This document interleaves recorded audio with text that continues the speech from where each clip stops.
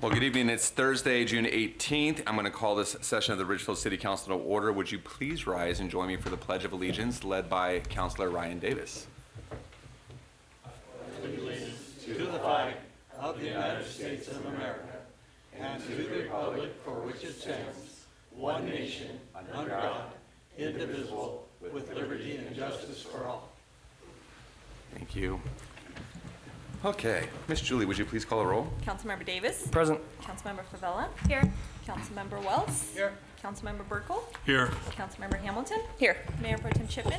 Here. Mayor Cole. Here. Thank you very much. Mr. Stewart, are there any late changes to the agenda tonight? No late changes, Mayor. All right, we're going to move on. We have a proclamation this evening. Looking forward to this one. This is America 250 Commemoration and Independence Day. And in the audience, we have tonight Shelly and Christina and Sandy from our July 4th committee, and they're their co-chairs. And we're glad to have you here for this as well. So I'm going to read it, and then we'll present it to you. We'll do a little photo op, and then let you guys say something. So, okay. The proclamation reads, whereas on July 4th, 2026, the United States of America will commemorate the 250th anniversary of the signing of the Declaration of Independence. And whereas the Declaration of Independence is the founding document of the United States, formally announcing the colony's separation from Great Britain and asserting that all men are created equal and endowed with unalienable rights, including life, liberty, and the pursuit of happiness. And whereas this milestone provides an opportunity to focus on our nation's history, honor the contributions of all Americans, and reaffirm the democratic ideals that define the United States, and look ahead to the future generations who will carry forward the ideals of democracy and individual liberty. And whereas preserving, studying, celebrating, and appreciating our shared history helps strengthen the Ridgefield community as we work together toward the ideals of liberty and equality, and we honor our own rich cultural heritage.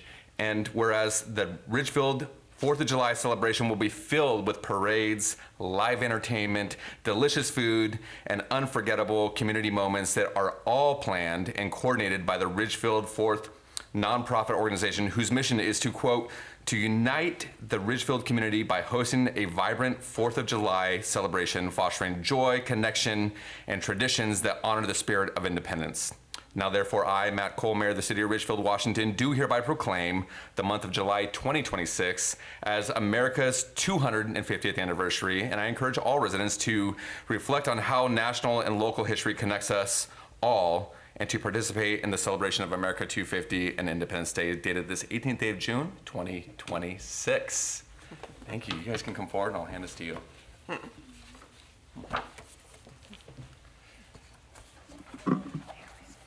I know. Yeah. Got to figure out a way around it. Yeah. There you are. Thank you so much. Yeah.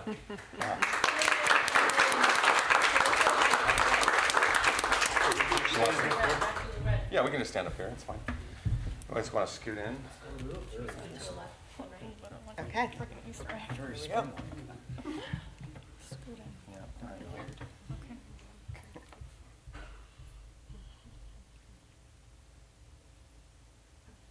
Got it?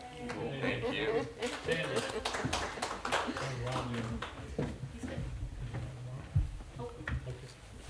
right. Thanks, guys. Yeah. I would like to say a little something. Please if do. I can. So I'm Sandy Schill. Been the festival director for the 4th of July for 18 years. This will be my 19th year. It's been wonderful putting this event on for the city. It's something that's been going on for almost, or we say 100 years, because we look back on documentation, and it's been an all-volunteer committee that's put this on for the community for 100 years. I can find pictures back to 75 years, but maybe the cameras just weren't out before that. There was a little break during a war, but it's always held steady because of the community engagement, and that's what it's always been for. And we appreciate the city of Ridgefield as our host, because the city does so much to make this, help us make this event happen. We recognize, the United States is 250 years, celebrating our anniversary. Ridgefield was 117 years. And I think we have persevered through those 117 years as the United States has persevered. And we hope, we'll look forward to the day that Ridgefield celebrates 250 years. But in the meantime, we're going to keep holding this festival as many years as we possibly can, and hopefully it'll continue to be a volunteer event. Thank you. Thank you so much. All right. We're thrilled to have the committee here. It really is a great thing to have in our city. So thank you for all the work you all do. It is now time for public comment. So anyone wishing to address City Council regarding items not subject to a specific public hearing may come forward at this time to the podium or use the raise hand feature located at the toolbar at the bottom of your Zoom screen. For controls over the phone, press *9 for raise hand and press *6 to mute or unmute. Please state your name and limit your comments to 3 minutes. And as a reminder, there's no back and forth between speakers and the council. Mr. Jennings. My name is Michael Jennings.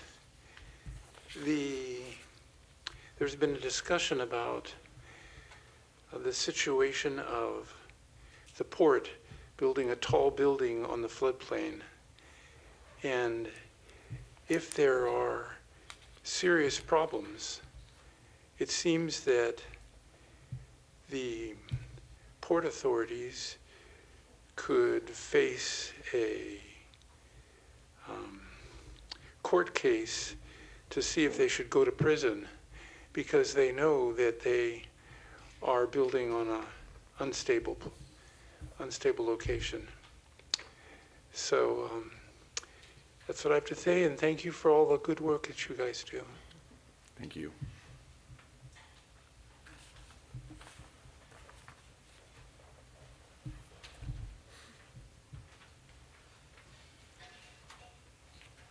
I'm Nancy Fagan, a Ridgefield resident. As you may have heard, there was a community meeting with the port last night concerning the waterfront development, and I recognize a couple of you that were there, and you got to witness in person the emotion and the frustration. We were told that phase 1 of the plan was non-negotiable, yet they would not tell us why it was not negotiable. Their PR blitz is focused on, look how good we are and how generous we are, without fully showing what they plan to do. Their lack of transparency is causing feelings of distrust of our elected officials. You are also our elected officials. I'm here tonight to urge you that when you, as a body, are brought into this process, to push the port for transparency, question them at every turn, force them to address the very valid concerns being raised by the community. Community members did not just show up to that meeting last night and say, we don't like the plan. They had done their research and came armed with facts and documents. And to have those facts and concerns listed as a bullet point on an oversized Post-it note just didn't cut it. I want to thank you guys for your time, for coming and listening, and for your support, especially in the future as this keeps going. Thank you. Thank you, Ms. Fagan.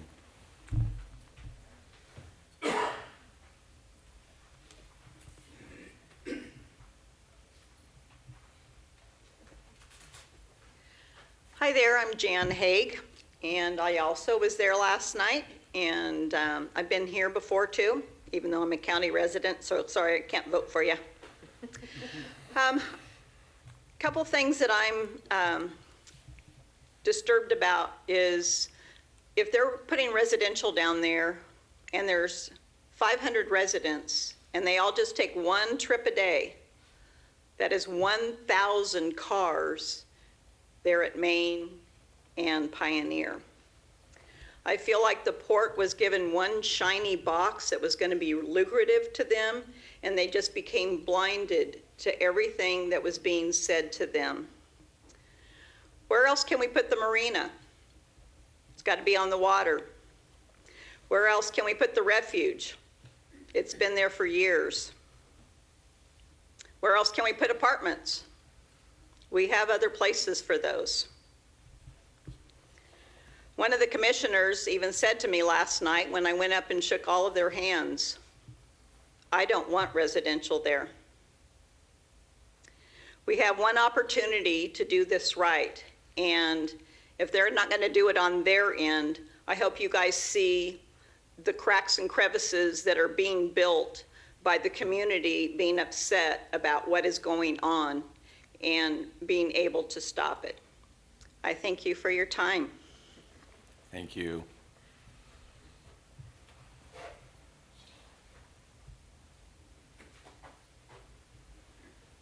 Sorry. Hello, I'm Troy McKay, resident, longtime resident of Ridgefield. I was also at the meeting last night. I will say it wasn't much of a meeting, having a PR group stand there in front of us instead of actually getting to talk to our port commissioners. It was kind of not very liked by the community, I take it.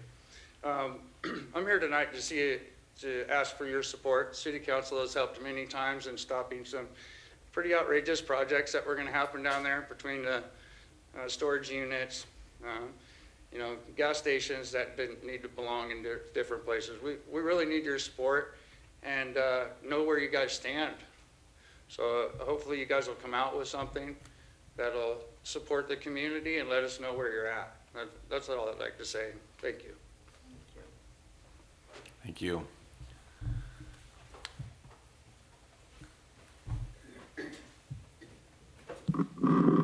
I'm Gail Alexander. I was here 3 weeks ago, and I just really asked, please, to the council, please help the community. The community has really stepped out, come together, asking for help on this whole issue of losing a unique green space that our community loves and wants. We don't want housing, we don't want hotels. There was something I reminded the group last night of that I thought of since I spoke to you 3 weeks ago. And that is, in 2008 or 9, our past mayor, Don Stoes, was present. The port came to you to ask for a code change so that storage units could be put on the waterfront. They didn't engage with the community on that, but the word got out to the community, and we all showed up en masse, and we testified like we're doing now.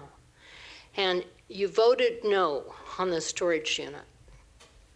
And to me, it was just when I remembered those years and how you really stepped forward to help the community, because storage units aren't going to serve the community on the waterfront.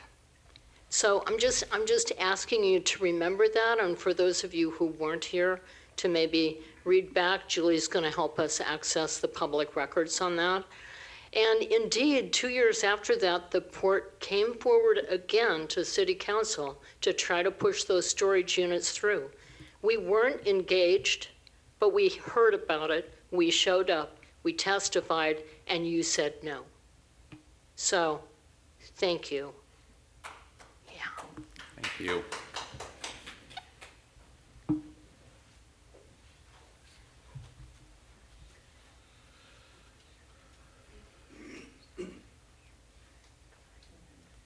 Hi, I'm really nervous. My name's Hillary Wheeler. My husband and I moved to Ridgefield in 2015. We picked Ridgefield because of its uniqueness. Where else do you have a town that is magically intertwined with nature and has a vibrant, active community? The people of Ridgefield love Ridgefield, and it shows. I made it my goal not just to live here, but also be involved. I have integrated with various organizations and have been a loyal patron of our businesses and city events for the past 10 years. I take pride in our town, and I want it to thrive. Mayor Cole, there's value in your pursuit of a complete community. I love our Costco. However, I feel, and I have wondered, if our leadership still carries the voice of our community or is instead valuing economic growth over our well-being. We need balance, and I think you know where I'm now going, the waterfront. I would like to share my experience from last night's port meeting. I came prepared, at the port's request, to share ideas of what that space could look like. It felt like finally they were ready to take a pause and consider the community's wishes. Instead, I was extremely disappointed to find a space that was again too small to hold the community. During the port's presentation, they shared that Phase 1 is apparently non-negotiable. It felt like a waste of my time to have prepared that statement. I believe at this time the port has not provided this community with any documentation or agreement that binds us to Phase 1 or palindrome. This leads the community to believe that the port's summer of engagement is a farce, just another PR stunt to save face while they do what they want. They seem unwilling to have open dialogue to address our concerns. I would like to share with you some of what I shared last night. This is not a new versus old Ridgefield issue. This is a community as a whole telling you, pleading with you to reconsider these plans. The community desires open space, usable trails for bikes and activities which are not allowed in the refuge, rentable community spaces like park shelters or a large space for events. We want an expanded and improved boat launch and that destination-worthy accessible kayak launch that they talk about. Those two can coexist with careful planning.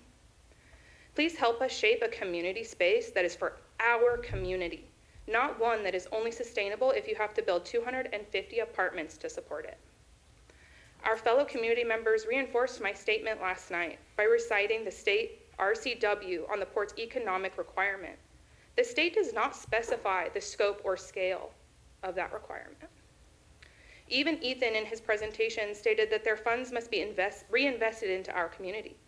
I think that people would really like to see the port and the city partner together to create a truly unique community space that the people of Ridgefield desire. What an opportunity to leave a legacy that Ridgefield can be proud of. Thank you. Thank you.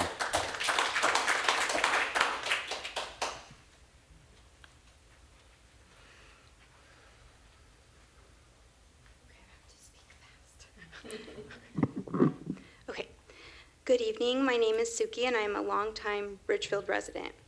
I am actually here for two reasons today. First, like many of my peers, I am here to advocate for the preservation of our sacred waterfront. I know that some of the council members were present at last night's meeting. I, for one, was disappointed, as I felt like there was some misleading information in the port's presentation. Specific concerns revolve around their survey that they circulated in 2022, which appeared to be designed for results that would reflect the port's vision under the guise of community input. Once again, it felt like we were in a room with people who have already made a decision for us. I would like to encourage and to request your help with the planning of the development of the waterfront. I'm doing my best to educate myself on both the city and the port's responsibilities in this process by attending as many meetings and asking as many questions as possible. We have heard and understand that the city and the port are separate. However, we also know that the city will be involved in this process. One thing that comes to mind for me is maintaining the infrastructure that will inevitably be required to support such a high-density plan. Interestingly, we heard last night that the city has intervened in port plans previously. Last night I shared that I was attending the port's meeting because I cared deeply about preserving the natural setting, protecting our wildlife, and maintaining that feeling we get of peace and respite from all of the other development in the rest of the city.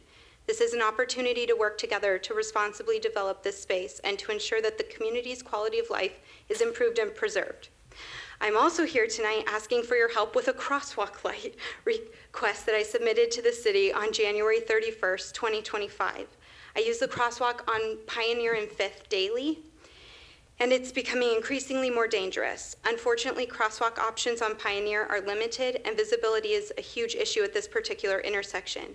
It is a rare occasion that I do not have to wait for several cars to pass by me before I'm safely able to cross. Close parking spots to the crosswalk make it even more difficult for pedestrians to be seen. I have to walk with my 4-year-old son into the crosswalk before we can safely cross. I have called the city on several occasions to check on the status of my requests, and approximately 8 months ago, it was changed from submitted to received. It took another phone call to move from received to in progress, and that was approximately 5 months ago when my request was allegedly escalated. I did have the opportunity to voice my concerns with a few of you, and one council member was able to help me look into this issue. It's my understanding that both crosswalk and downtown parking options are being explored, but this should have been addressed a long time ago, especially with the high congestion during school hours. Elementary school children and preschoolers cross that crosswalk every single day. It's I'm concerned that it's going to take a tragedy for something to be done. I would love the opportunity to speak outside of this meeting, to problem solve, and to ensure the safety of all. Thank you for your time. Thank you.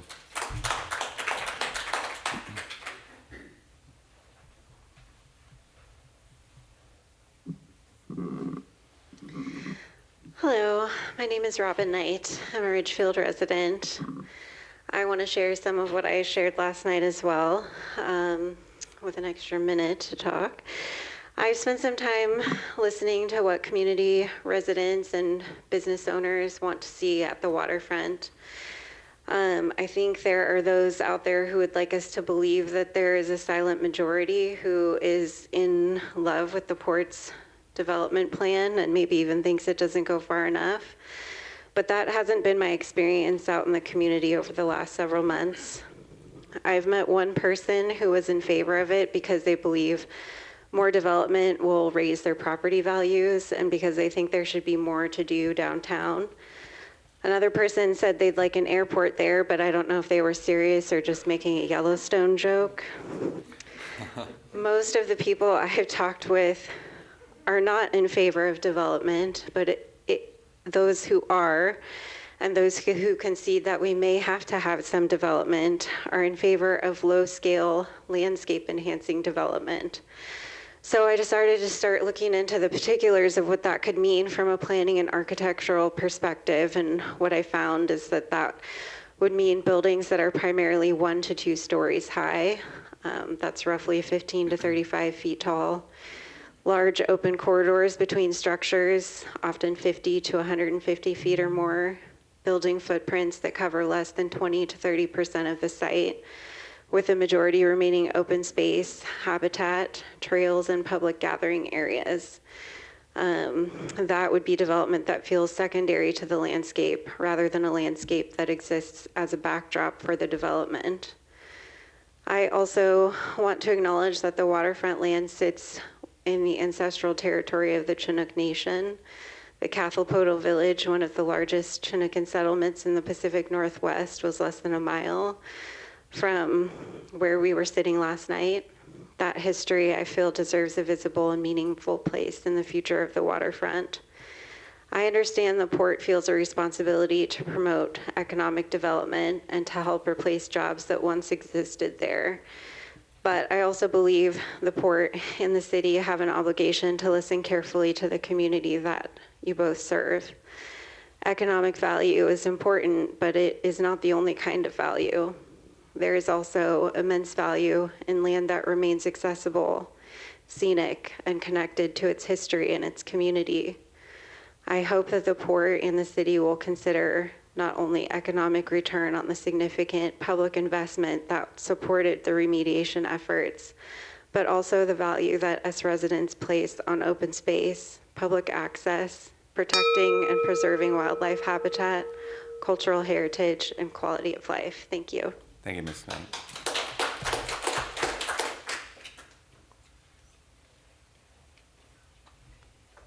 Is there anybody else in the room wishing to give public comment tonight? Miss Julie, anybody online? Not seeing one online. Okay, great. We are going to close public comment for the evening and move on with our consent agenda. Council, I would accept a motion. I move to approve the consent agenda as presented. I'll second. Okay, it's been moved by Burkle, seconded by Chipman to approve the consent agenda as presented. Council, any discussion? Seeing none, all those in favor say aye. Aye. All opposed? Thank you, Council. Motion carries.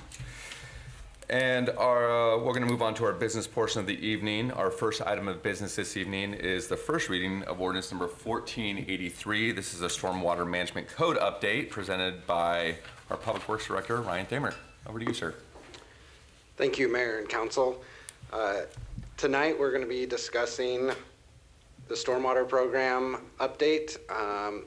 About 3 years ago or so, we started a conversation about the new stormwater permit that the city was going to be under. And approximately a year and a half ago, those new requirements hit us and we had to start implementation. And so since then, we've grown the program significantly and have brought on new staff to meet those requirements, and one of those staff members is sitting with me here tonight. This is his first time presenting to this council. This is our Stormwater Program Supervisor, Sean Mulderig, and he's going to present about the updates to our program and a new Title 19, or the Stormwater Code adoption. Okay. Thank you for the introduction, Ryan. First, I want to start off by saying good evening to Mayor, City Council, members of the public. Tonight, I'll be going over I'll be providing an update of the Ridgefield Stormwater Management Program and presenting the proposed Title 19 Stormwater Code updates that are needed to support compliance with our state municipal stormwater permit. So first, I'll provide a brief overview of the MS4 permit, discuss our progress implementing our stormwater management program, review some of the upcoming permit requirements, and then walk through the proposed Title 19 code updates. So the municipal stormwater permit, or more commonly known as the MS4 permit, is a federal Clean Water Act requirement administered by the Washington State Department of Ecology. The permit regulates how cities manage stormwater runoff to protect water quality, reduce pollution, and control runoff impacts. As a permittee, the City of Ridgefield is required to implement a comprehensive stormwater management program plan and demonstrate ongoing compliance with the MS4 permit. The City of Ridgefield became a regulated permittee on August 1st, 2024. We're currently in our first 5-year permit cycle, which runs through March 2029. Ecology recognizes that new permittees need time to build their program, and they've embedded this into the permit itself. So many of the requirements are being phased in throughout that first cycle. Many of which I've shown in this graphic, but I'll dive into that a little bit deeper into the next few slides. So the MS4 permit requires the city to maintain an annually submitted stormwater management program plan, or more commonly known as SWMP.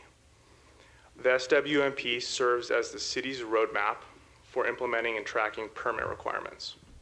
It consists of 8 major program elements covering topics such as planning, education and outreach, public involvement, mapping, spills and illicit discharge response, controlling runoff from an engineering and design standpoint, as well as throughout construction, source control for industrial and commercial businesses, as well as operations and maintenance. So since becoming a permittee in 2024, we've made significant progress in our program. Like Ryan alluded to earlier, we established a dedicated stormwater permit staff, including myself and a stormwater technician. We've developed and submitted our annual SWMP plan to Ecology, expanded our stormwater mapping and public outreach efforts, and strengthened our inspection programs for erosion control, illicit discharges, catch basins, and private stormwater facilities. We've also implemented improved tracking and documentation systems that are necessary to demonstrate permit compliance to Ecology. So looking ahead, we still have several major permit requirements to remain for this current 5-year cycle. Some of these include developing and implementing the source control inspection program, developing a Ridgefield-specific illicit discharge manual and training program, creating a stormwater tree canopy inventory and policy, developing an operations yard stormwater pollution prevention plan, or more commonly known as a SWIP, and adopting the 2024 stormwater manual design standards. Moving forward, this proposed Title 19 will help provide the necessary framework to support many of these upcoming requirements. So now pivoting to the proposed code changes themselves, Title 19 creates a unified stormwater management framework within the municipal code. It consolidates stormwater-related requirements, aligns the code with the MS4 permit, supports future program growth, and creates consistency with existing development and enforcement chapters. The graphic here shows the proposed Title 19 framework broken into 2 adoption phases. Phase 1 is this year, followed by Phase 2 in the first half of next year.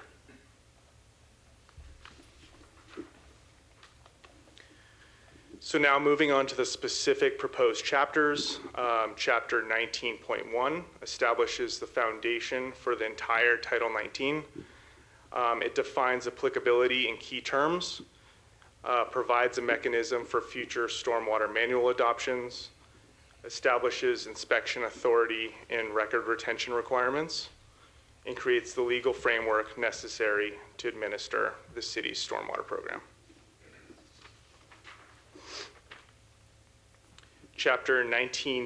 The proposed Chapter 19.40 addresses source control, which focuses on preventing pollutants from entering the stormwater system in the first place.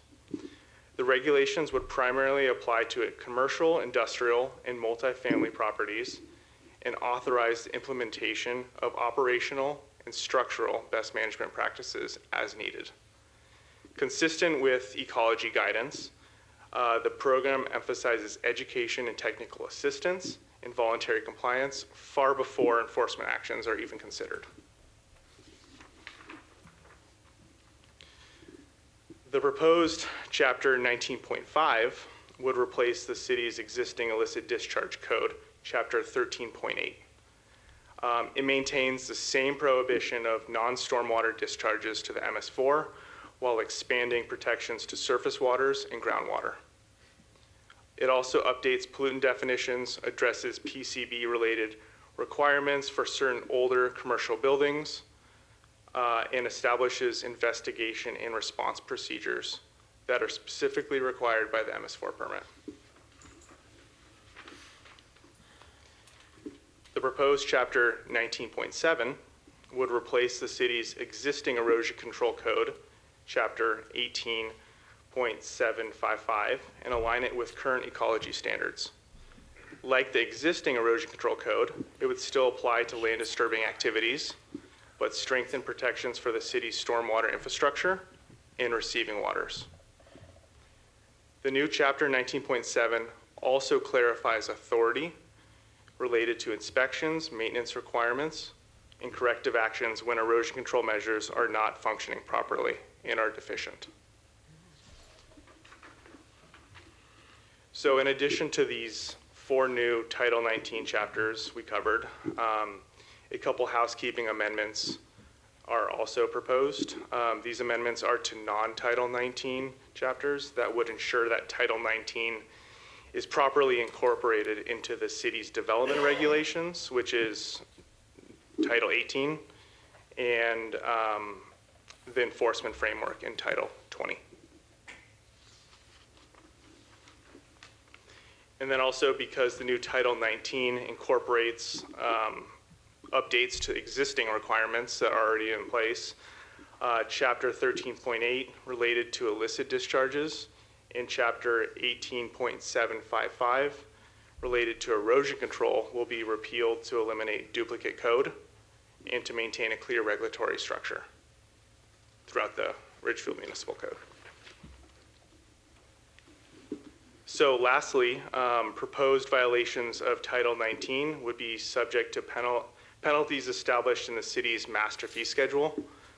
And until it's updated next, violations of Title 19 would follow the existing illicit discharge penalty reference of $500 for the first violation, $1,000 for the second, and then $2,000 for the third and any subsequent violations. And then I would also like to once again emphasize that the city's approach is always going to be education first, provide technical assistance and voluntary compliance. Those are always pursued before enforcement actions are taken or even considered. So that concludes our presentation. I'm going to turn it back over to you, Mayor. And thank you. And if you have any questions or the City Council has any questions, we're welcome to it. Thank you, Sean. We do appreciate it. Good information. Council, we'll go into Q&A for staff right now. Councilor Burkle, looks like you want to have first question. Thank you, Mayor. Just a question. Have we had or do we have any illicit discharge problems in our city? Yeah, I don't think that we particularly have any problems that are specific to Ridgefield that I've seen from my experience working for other jurisdictions. I mean, for the most part, they're pretty similar everywhere. You have, you know, leaky vehicles that don't get maintained properly. You have sometimes sediment discharges off of construction sites. Yeah, sometimes improperly stored chemicals, that kind of thing, those kind of things. Thank you. Yeah. Councilor Wells, question? Not right now. Okay. Councilor Hamilton. Thank you. Thank you for your presentation. Good job on your first one. Thank you did you. a nice job. So just breaking this down for the public and for us, like what's the biggest change that we're going to see as a city implementing Title 19? Like as an expert in your field, how is this the biggest change happening? So from my experience working for other jurisdictions, a lot of stormwater management code is scattered throughout the municipal code, and it's very difficult to track because usually you have erosion control living in one side, you have illicit discharges, and then you have development code all scattered throughout. This kind of organizes that into a clean package. It's really easy to follow, and it's also really easy to build upon as we're building out our program.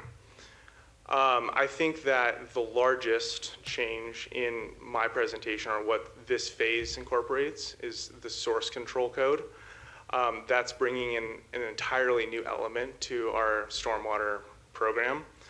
And that does involve inspecting businesses for basically their potential to input pollution into our stormwater system or receiving waters. And would that eventually, could that impact fees overall for businesses? Is that something that they need to keep in mind if they might be someone that's teetering that line? Can you repeat that again? Sorry. Would that then say, are there any anticipated costs that are going to happen for businesses in that arena? Potentially. Potentially. Okay. I think that, you know, we're obviously taking the education first approach that other places take as well. But yeah, there's going to be a lot of quote unquote hand holding, especially with this being a new regulation, and a lot of opportunity and chances for them to comply. I think that, yeah, it probably wouldn't have too big of a financial impact at first. In the businesses that are on that inspection inventory would be given a heads up as well. Yes. I also want to add that about 2 years ago, I believe, the county had reached out to us about helping us with this program. And we discussed it as a city and as council. And it was determined that we wanted to keep this program in-house, done by Ridgefield staff, kind of the Ridgefield way.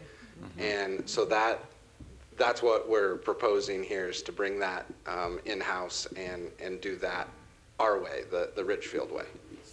That's excellent context. Thank you. Mayor Pro Tem, questions? No, I'm good. Okay, Councilor Favela. No, it's only business. It's only businesses there. Okay. Sorry, the side conversation we were having is that this is not all businesses in Ridgefield that are affected by it. It's a subset of businesses. So I just wanted to have staff kind of explain that a little bit, that this is not all businesses. It's a subset of them, and the inspection cycle is also infrequent. I appreciate that. That was a point that I was hoping I can touch would on be that made. a little bit more. So I also will clarify, I didn't have time to go into super deep detail about the program itself. Adopting the code for source control is the first step for building the program. Next year we'll be developing the business inventory. I ran the numbers the preliminary numbers, and we have about 113 businesses that qualify as being inspectable. And within those businesses, they're the ones that have the potential to generate pollution. So you're not going to see, what's a good example of a business? Yeah, like a real estate office, or retail stores for that matter, like on that inventory. You're going to have more like restaurants, automotive, restaurants because of the grease bins outside. And then, yeah, other businesses that have the potential to generate pollution. Great, thank you for the clarification. Oh, and then January 1st, 2028 is when we need to roll out the routine inspection program. Yeah. Okay, thank you. Councilor Favela. Yes, thank you. Are there going to be any budget or staffing implications that are going to come from this that we're not already planning for or haven't already planned for? So as of right now, the stormwater permit staff encompasses myself and a stormwater technician. So there's multiple inspection programs within the stormwater program. It's still unclear at this time how much of a time need is going to be required for the source control inspections. But the permit requirement, the bare minimum, is doing 20% of that inventory annually. And so usually that comes with at least a routine inspection and then follow-up inspection as well. And then obviously the education and technical assistance that comes with it. So we need to do some number crunching, but I believe that was also incorporated into that original gap analysis that was done. So, Ryan, you want to touch on that at all? So in the immediate future, the next 1 to 2 years, that work will be incorporated in the staff that we currently have. In the stormwater audit, program audit that we did a few years ago, it does say that around 2028, 2029, we need to assess the need for potentially another employee, but it would really be based on numbers and the time that we were seeing as we grew the program. Councilor Davis. Yeah, thank you, Mayor. I guess piggybacking on Councilor Hamilton's, line of curiosity and questioning.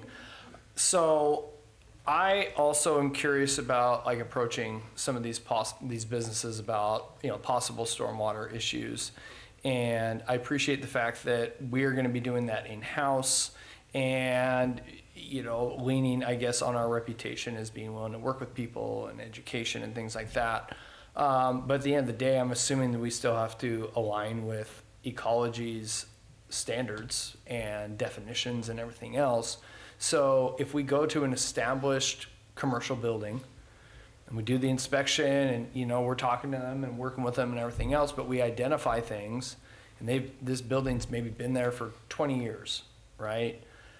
I guess I'm curious what then the next step looks like. If we identify something, is it, okay, building owner, you get to make this improvement, we're gonna expect you to make this improvement, or is it, the city is gonna be, able to maybe apply for grant money or something like that to offer some of these improvements? I'm looking at that second to last slide with the compliance and enforcement. First violation, $500. Second violation, $1,000. At least that's what we have in place right now. It feels like, yes, I want to lean into our culture and our team and everything else, but it seems like we might get, after that first step, it might get a little messy. And so I'm hoping to be able to gain a little bit of understanding of what those next steps might actually look like in practice. So that first step being education and technical assistance? Yeah, the first step being making that contact, right? I believe in our team's ability to go in there and work with these property owners and say, this is what the program's about, this is how we're going to do it, and not have that be adversarial. I'm just saying, if all of a sudden something's identified, what does it look like from there, especially if there's a cost piece? So I think it's working with the business, understanding not only the problem at hand with whatever source control issue they're dealing with, but also understanding the financial situation, understanding what's realistic within a given timeline, and then working with that business. Ecology doesn't necessarily demand that you need to take action at a certain time. They want you to set that program parameter on your own and then abide by it. So it's whatever kind of level of service that we define. But yeah, normally it'd be just, hey, like, you got this issue. What do we need, or in your eyes, what do you guys need in order to get into compliance? Whether that takes 6 months or 3 years, but as long as we're working towards that. Okay, all right. I also want to add that currently illicit discharges are a violation of our code. Right now, we don't have the program in place to provide the technical assistance, so it typically gets elevated to code enforcement. So having this program in place will allow us to go in ahead of time, hopefully find issues before they're major issues and before they're actual illicit discharges. A lot of the issues we'll find in this program are going to be things that could lead to an illicit discharge. Might be something that's been spilled on the ground but has not made it to the drain yet. Yeah. And so we want to work with the businesses to prevent it from that chemical or substance from mixing with the water and polluting the water. So if we can avoid that, it will be a benefit to the city and to the business. Yeah. Something else to touch on as well. In other places, source control programs are often called good housekeeping. Yeah. So most of these non-compliance issues are pretty easily resolved. And a lot of times they're more than just stormwater. It's a public health issue. I mean, common ones, I've actually done source control inspections for the city of San Diego, as well as the city of Bend. And a lot of them are like overflowing grease bins. You can smell them, 20 feet away. Or uncovered hazardous materials and that kind of stuff. So a lot of them is just picking up like stuff that really shouldn't be outside anyways. Okay. And cleaning it up. That's I would say like 95% of the violations or the non-compliance issues that you run into. And just from working for the city of Ridgefield for, a year and a half now, like Ridgefield's a pretty clean place for the most part. So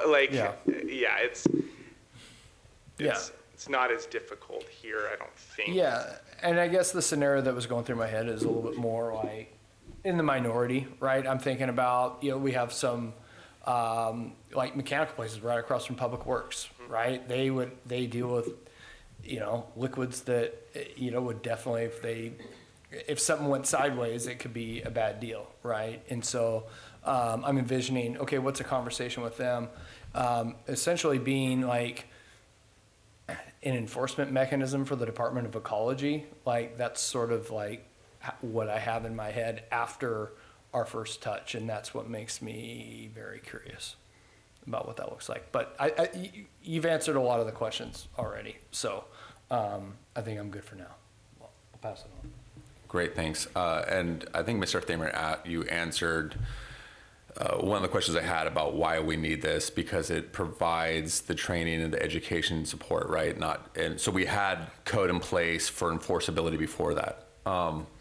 So a couple of questions just to kind of piggyback on that too is, and I'm not sure if I fully understand it, but is this a required, is the MS4 permit required, or is it something that we're voluntarily enacting because it provides the program that we need, that's like the missing component? So the permit is required. It's Washington's answer to the Clean Water Act. Okay. And so most of the components of Washington's permit are actually enacted nationwide.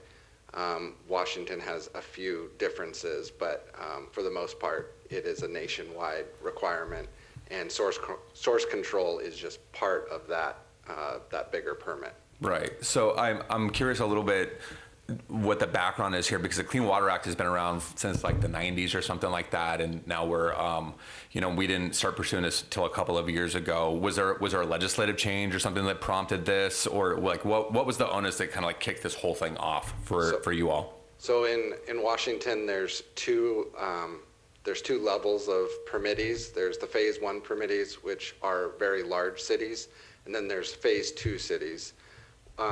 Phase 2, there's basically no required compliance with permits up until you have 10,000 residents. So that was our trigger, is when we got over 10,000 residents. And it's every 5 years they assess cities. So even though we've had 10,000 residents for a while, when it was last assessed, I believe it was in 18 or 19, we were just under that 10,000 threshold. But now coming up to the 2024 permit cycle, we were well into the over the 10,000 Okay, threshold. that makes sense. Thank you for clarifying. Councilor Wells, you had a couple of questions. Yeah, I've got one. The main question I have is grandfathering. As the new rules that have come in, and where I'm coming from is like Dollar Tree, UNFI, and them, they've all had stormwater facilities in, which they are maintaining. Are they going to have to upgrade those, or are they existing in compliance with what they have? So when it comes to the stormwater treatment and detention facilities, they are grandfathered. They were approved under different stormwater requirements. So going forward, we will be inspecting and we will be working with the property owners to keep them in compliance. But we have a lot more wiggle room, I guess. We have a lot more flexibility in how we work with them, and we're not requiring them to upgrade anything. It would just be to keep them operating as they were originally designed. New businesses, or not businesses, new stormwater facilities would be required to stay in compliance, and if they fell out of compliance, they would need to be brought back into standards. That is going to be part of the next stormwater code that'll be next year, though, implementing all of that. So. Department of Ecology has stormwater compliances that are good for 5 years. After 5 years, they expire, and then you have to resubmit again for the same facility. So I guess that is one of my concerns, is that when you fall under the new rules, but you got an old facility, but it's a new permit. So I guess there's a gray area there that's you probably don't have the answer to, and haven't come out with an answer from them. So I believe you're referring to the industrial permit, which is, and correct me if I'm wrong, I might be, but a lot of these large industrial or distribution centers have their own permit with the Department of Ecology, which covers basically everything on their site, including their stormwater facilities. I know that they have to, I believe it also follows a 5-year permit term, and so they probably have to resubmit. I don't know that permit in depth really well, but I don't believe that they have to update their stormwater facility to new standards. That would be news to me. Okay, that's something we can check into. Yeah, we can look into that and get back to you as well. A little more knowledgeable. Okay, thank you. Other questions, council? All right, I just have one last one on the fee schedule. So is the fee schedule with the violations, the illicit discharge violations, is that like part of the Title 19, like they give it to, or is that did we come up with the fee schedule? And then the second question is, if it's our fee schedule, is that consistent with our other fees schedule, our fee schedules and compliance regulations that we have? So yeah, that fee schedule associated with illicit discharges is already embedded into our master fee schedule. Okay. And so this is basically, it's a little confusing, the language, but it's basically saying that up until the master fee schedule gets amended the next time, that we are using that existing illicit discharge fee schedule or fee. Yeah, that basically those fees, that fee schedule for illicit discharges. Okay. Yeah. Okay, great. Thank you for the clarification there. It just keeps us from having to amend the master fee schedule. Yeah. Mid-cycle. That makes sense.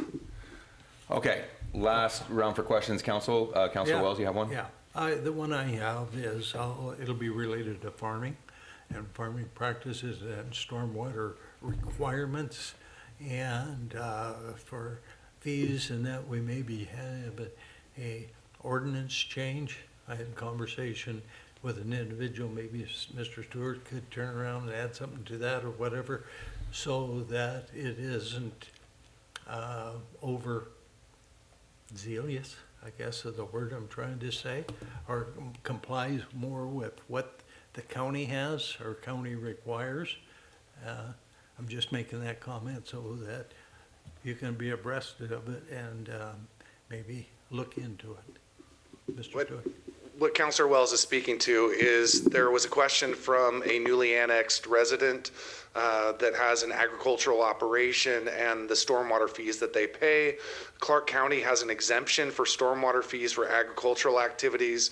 And so that's something that we're looking at as to whether we would want to bring that before council as a code amendment to allow stormwater fee exemptions for agricultural activities. So I think that's what Councilor Wells is speaking to. Definitely, thank you. Great. Councilor Burkle? Thank you, Mayor. Just one question. Where do the fees go to? Who receives those fees in the event of an issue?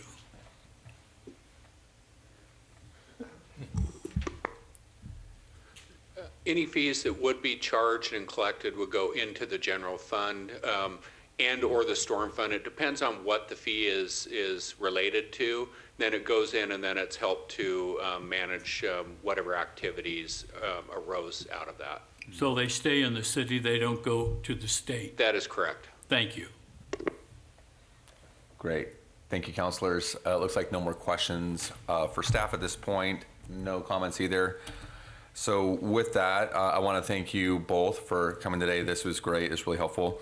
I'm going to ask Ms. Julie to please read the ordinance into the record. Thank you, Mayor. Ordinance number 1483, ordinance of the City of Richland, Washington, repealing Chapter 13.80 and 18.755, amending Title 20 and Chapters 18.100, and adopting a new Title 19 Stormwater Management to the Richland Municipal Code. Thank you very much. And this is first reading only, and we'll be coming back to council for second reading at a later date. Thank you again. Okay, our next item of business, we're going to stay parked in the water area for a bit here. So this is the water conservation strategy updates. Again, Mr. Thamer, going to you, sir, and we'll stand by for your presentation.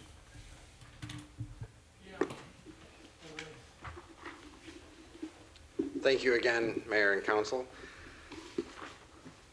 So tonight, I wanted to give an update on our water conservation strategy. It's been in place for approximately a year, and we wanted to take a moment to look back and review some lessons learned and update the strategy to, it was something that we were starting to implement, but hadn't when we came to you before, and now we have implemented it, so we wanted to update some of the wording and everything to reflect that change. So as a reminder, the water conservation strategy is a structured approach to managing water demand during system outages, emergencies, and peak seasonal demand. The plan consists of 5 distinct stages that are designed to encourage water conservation as the demand on the water system increases. Tonight, we'll discuss a brief water system overview, the present needs of our system, peak day demand and why it matters, results of our water conservation strategy from the last year, and updates to our water conservation strategy.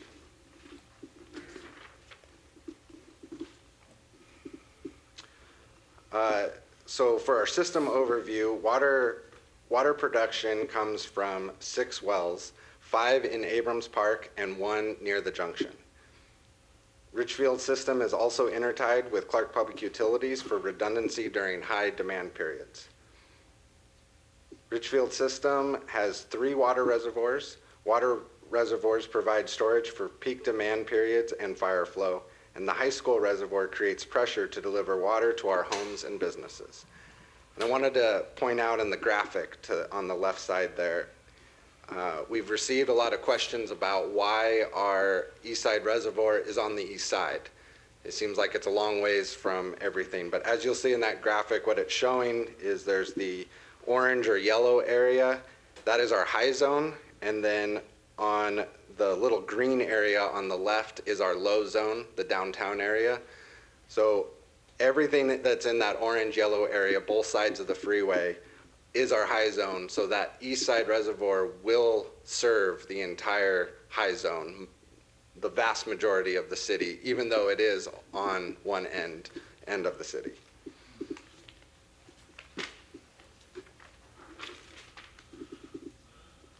So over the last 16 years, Ridgefield has experienced rapid growth and has invested heavily in our water system infrastructure. The projects completed since 2010, well 10 at Abrams Park, the Junction well, the Junction 1 million gallon reservoir, the Cemetery booster station, which allows us to move water from our low zone to our high zone, so that we have redundancy between the 2 zones. Our Junction booster station upgrades, this gives us fire flow in the event of a major industrial fire. We can send water to the system and boost pressure if needed. And our well 11 at Abrams Park. Some of the projects that we have underway are East Side Reservoir construction. We had the groundbreaking a few weeks ago. Kennedy Well, the design contract has been awarded and we're getting ready to begin the design. And an update that I don't believe we have brought before, but our water team has recently found a potential option for a new well field at Refuge Park, also known as the dog park. So we have worked with the Department of Health and received a grant to do an aquifer study on the feasibility of a well field at that location. So there'll be a lot more coming on that in the future.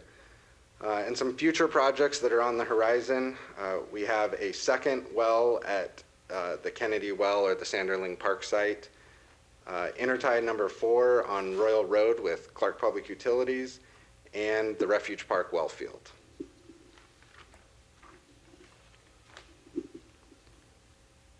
So why is peak water demand so important? It's all about pressure. Water pressure is how Ridgefield delivers usable water to your home and businesses. For every 2.31 feet of elevation or height, you get 1 pound of pressure. So the high school reservoir needs to maintain at least 70 feet of water to provide adequate pressure to homes and businesses. And that reservoir is 135 feet tall. So it's approximately half of that. We need to maintain half of its water storage in order to have pressure to the system. When water users all use water at the same time, the pressure drops. Similar to when multiple water sources are used in a home, washing dishes, washing clothes, and trying to take a shower, you have no pressure. But if you can stop washing dishes and turn off the washing machine, you have plenty of water for that shower. The same principle applies to our water system. Reducing peak demand is important to maintain adequate pressure. I got a comment. Yes. Could we back up one screen? This is out of context, but that tower there, it needs Ridgefield City logo on it, like it's on the Mushroom Tower. So when you're flying over in the airplane, everybody knows it's Ridgefield. Okay, you could go back, Ryan. Okay. But I've been wanting to make that comment, and with that picture there, it was where everybody could see it, and I Opportunity. could put my oar in the water. Okay. All right. Water demand is affected by many factors. Seasonal demand, hot and dry summers equals more irrigation.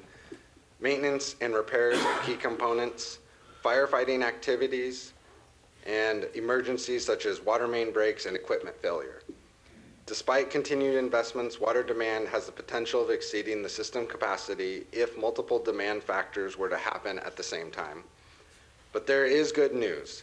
Water conservation measures have shown to be effective at reducing demand. Council passed the water rate structure in early 2023, and between 2022 and 2024, Ridgefield's peak day water demand has been reduced by 4.78%. Previous conservation efforts have targeted seasonal water demand, but this plan targets daily demand during peak days. And I'm happy to announce that from 2024 to 2025, our daily demand decreased by an additional 3.5%. And on the graphic on the right shows that each year we're lowering that peak day demand, which, as you all know, with the growth of the city, that graph should be going the other direction if it was to follow our growth. So this is a big accomplishment by the city and all of our residents and businesses. So now I want to take a moment. This slide is very similar to the last presentation I gave on this, but it only had the 2024 numbers. So what we did when we were preparing for the water conservation strategy, we took the previous year's numbers for 2024 and we applied the strategy, or applied them to the strategy. And what we found is, and what we would have seen were, in stage 3, we would have had 28 days in stage 3. Stage 4, we would have had 10 days, and stage 5, 0. So now what we've been able to do, that we've completed 1 year, we have the actual numbers for 2025. So for stage 3, we were in stage 3 for 70 days and 0 days for stage 4 and stage 5. So what this shows is, even though we were in stage 3 much longer than we were in 2024, what we have done is evened out the demand across the summer, avoiding those peak days and staying out of stage 4. So even though it looks like a higher number, it's really showing that the plan worked, and it worked really well.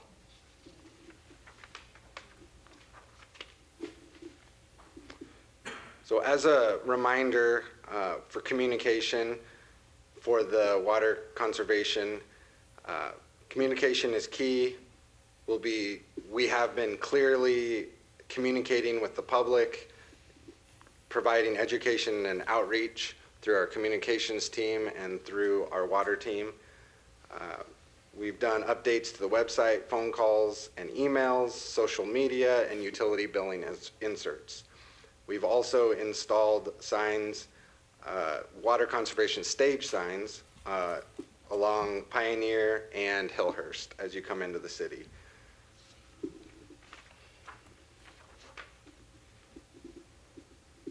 So the 5 stages, and I'll just briefly touch on the high points here for the 5 stages, but stage 1 is an advisory. It's enacted or triggered automatically June 1st through September 30th. And in stage 2, water production, or it's triggered when water production reaches 2.5 million gallons per day. And what we're asking residents to do is limit water to 3 days per week. And, but again, it's voluntary. Stage 3 is triggered when water production reaches 2.75 million gallons per day.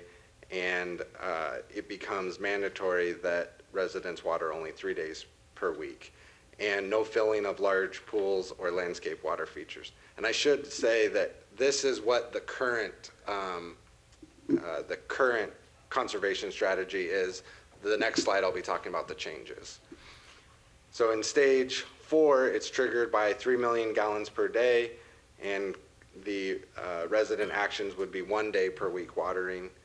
Stage 5 is our emergency stage, and it's triggered by multiple sources offline, like reservoirs or a major water main break.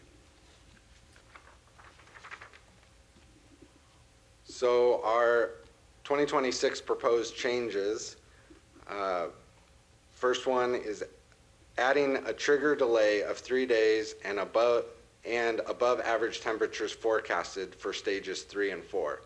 So what this would mean is if we see 2.75 million gallons per day, but there's below average temperatures forecasted, and we haven't had multiple days of being over 2.75, we have the ability to hold and stay in stage 2 so that we can see what happens over the next several days. And if the trends continue and we stay above that mark, then we would move to the next stage. So this would create consistency and keep us from moving back and forth between stages, creating confusion and chaos for residents and businesses. Another change, we cleaned up some spelling and grammatical changes, and then, as I mentioned before, we changed the strategy from like we will be doing things to this is what we are doing.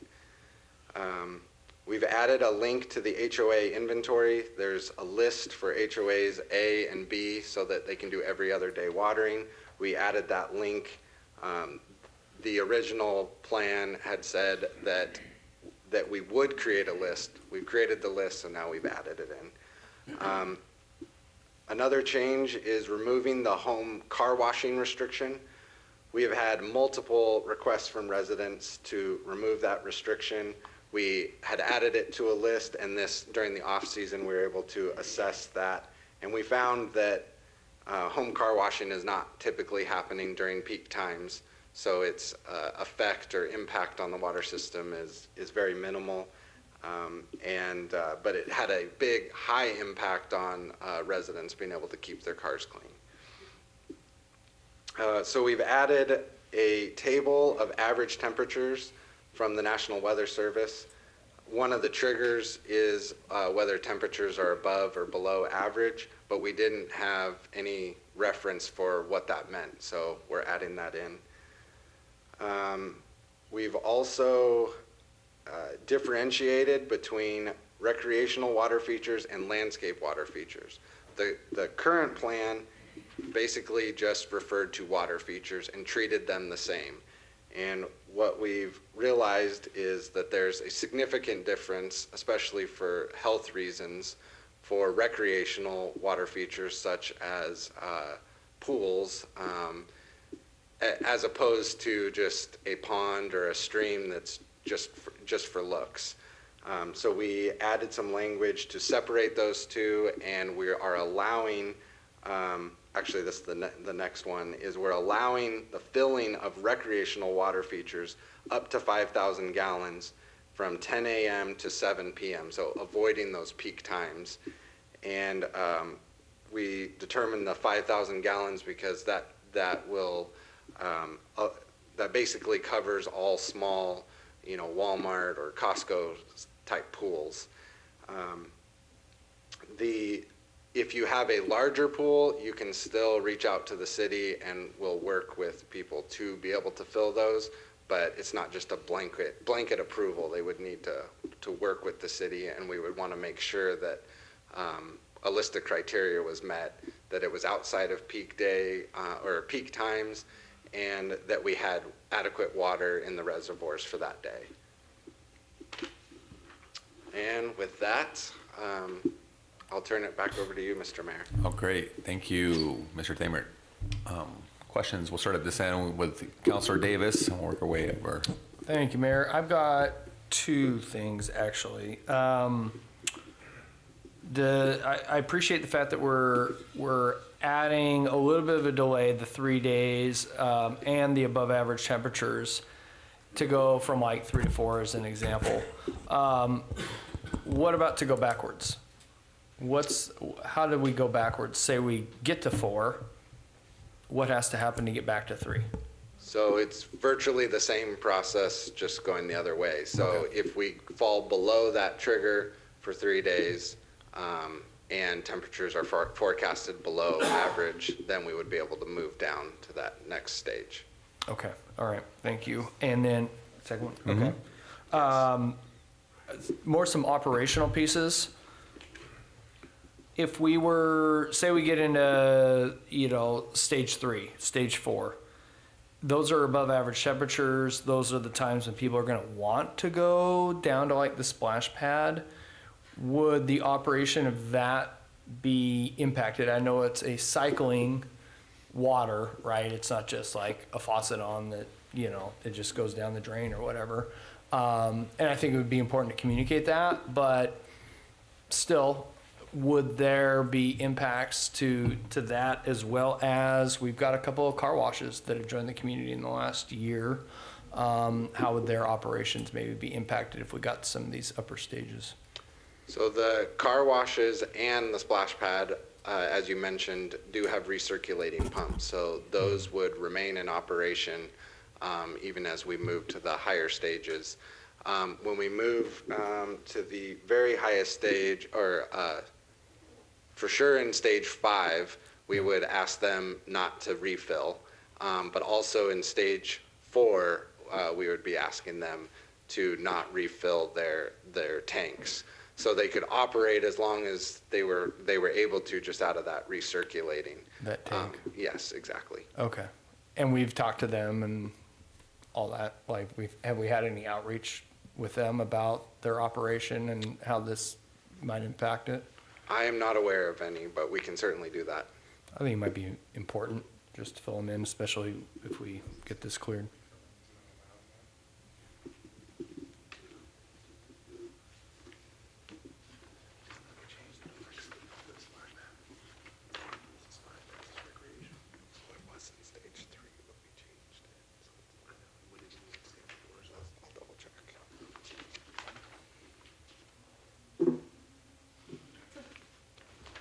Sorry.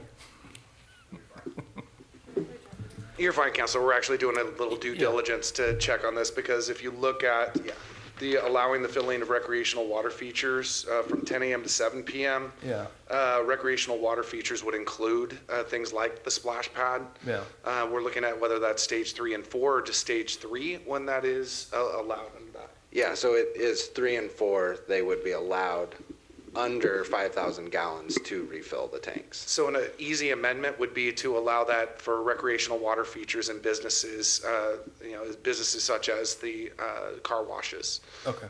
So that would be, it would be a similar allowance. So you'd have the businesses that are affected by it, the car washes, also all the people who want to fill the kiddie pools. Sure. They would have the ability to do that as well, and same thing with the splash pad, and you'd be doing the refilling in off-peak, which is what's already in the packet and already what's being proposed. The only change would be if you wanted to allow refilling during those same off-peak hours up to that 5,000 gallons without even kind of working directly with us, that's something you could certainly add on as an amendment to these changes. That was my next question, is whether you wanted that amended. You certainly could. Okay. It's up to you.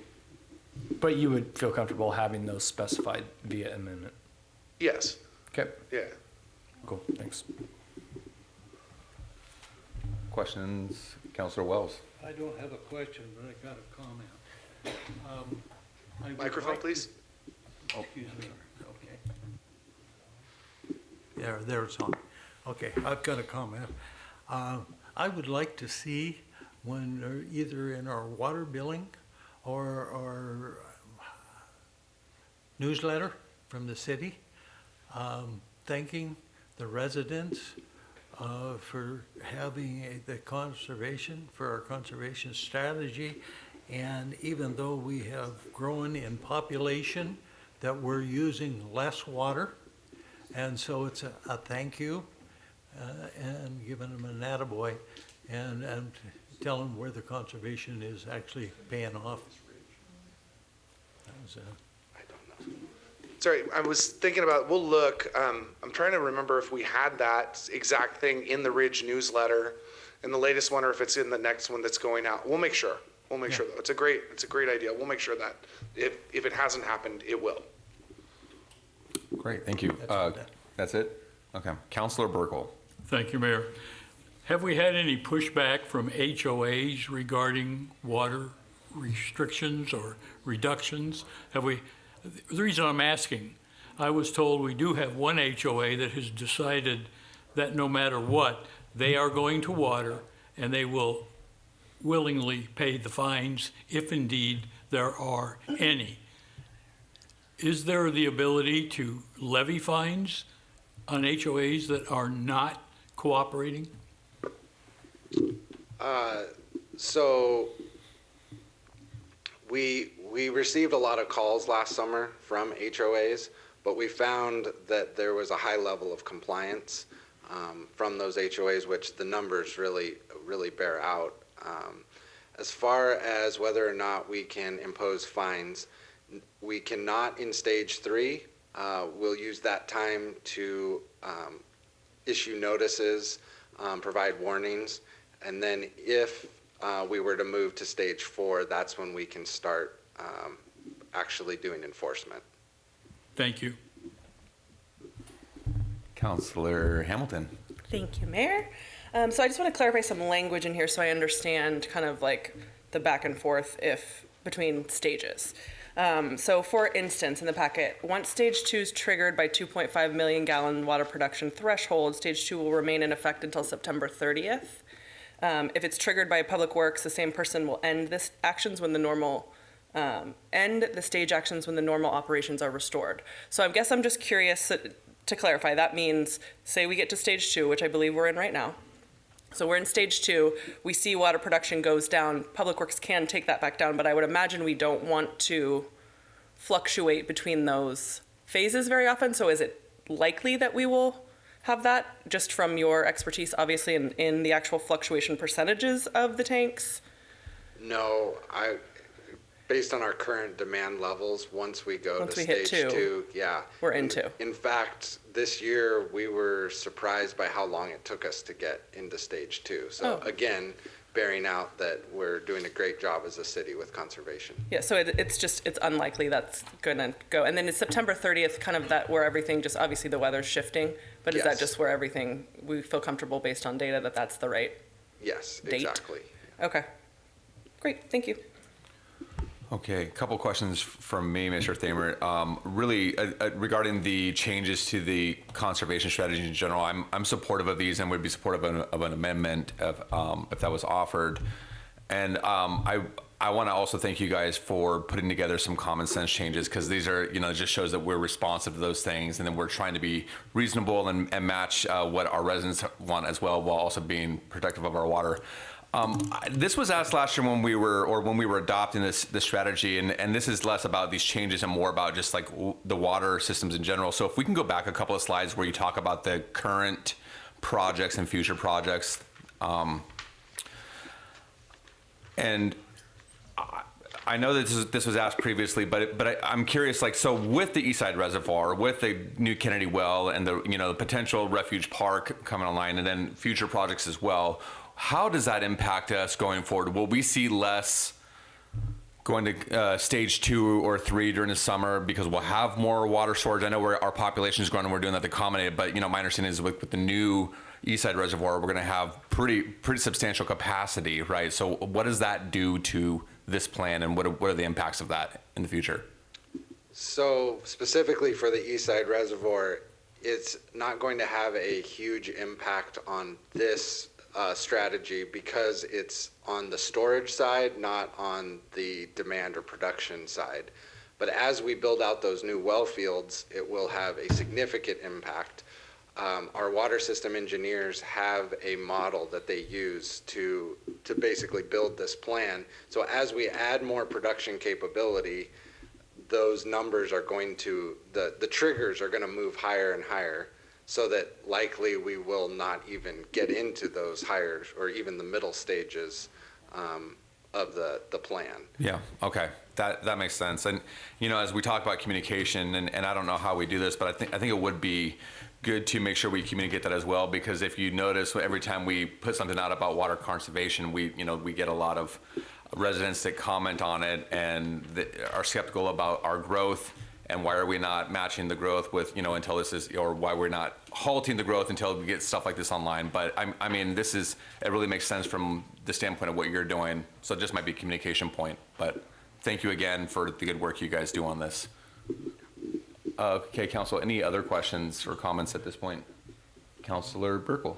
Thank you, Mayor. Just a comment. I really appreciate the signs that you've installed on Hillhurst and Pioneer showing what area and where we are in water conservation. I think they're very well done. I think they serve a wonderful purpose, so thank you. Thank you.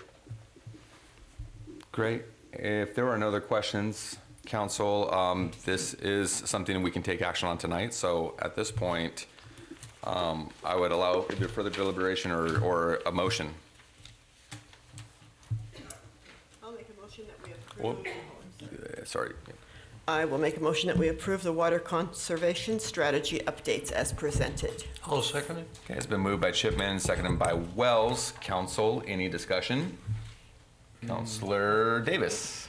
Okay, I'm gonna give this a spin. I would like to offer an amendment that would include business operations with any reference to recreational water feature elements that are listed in the code.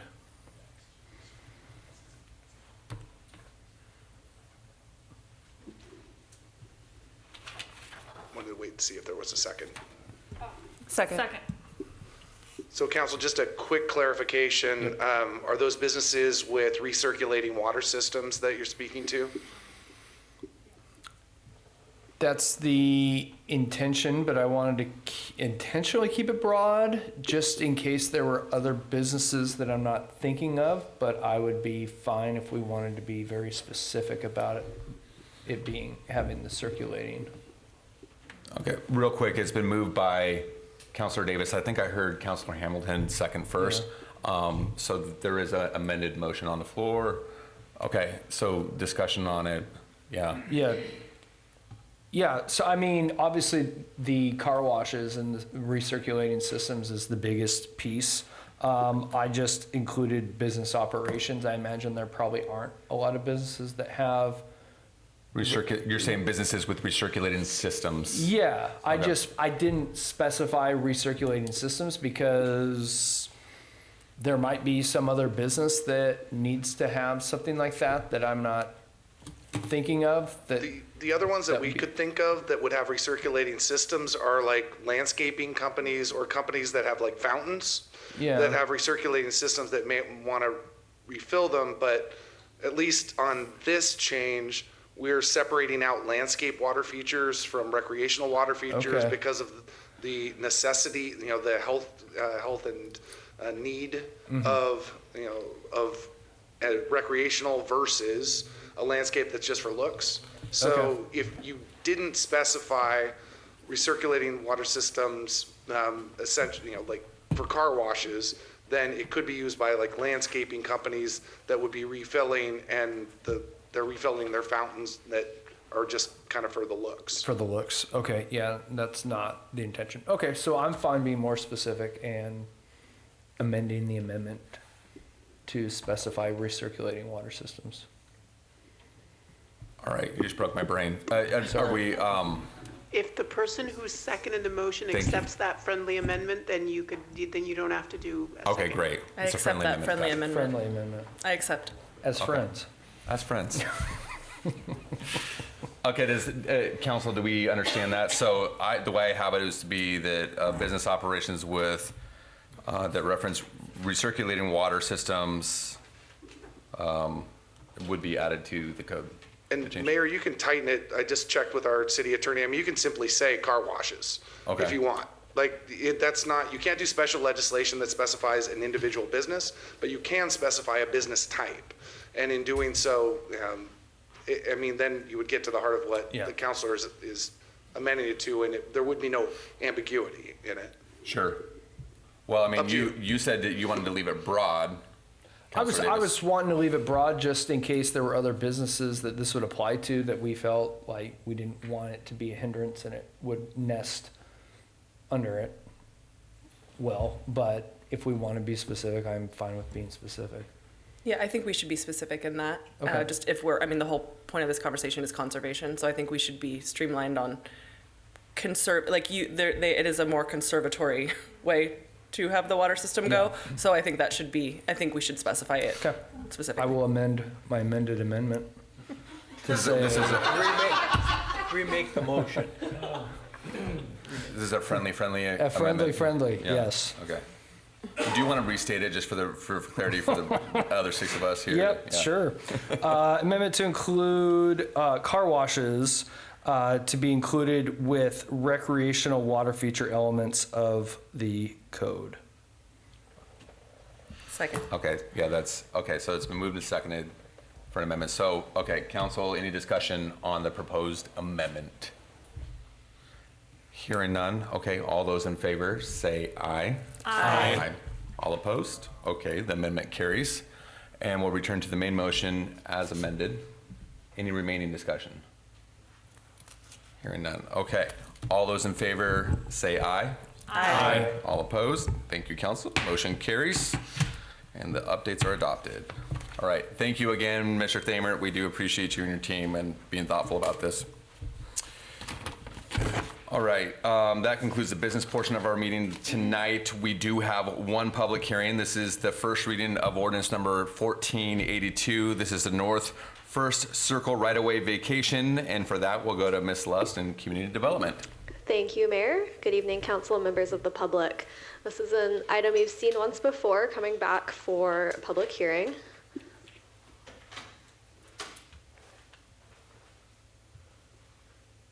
All right, next slide, please.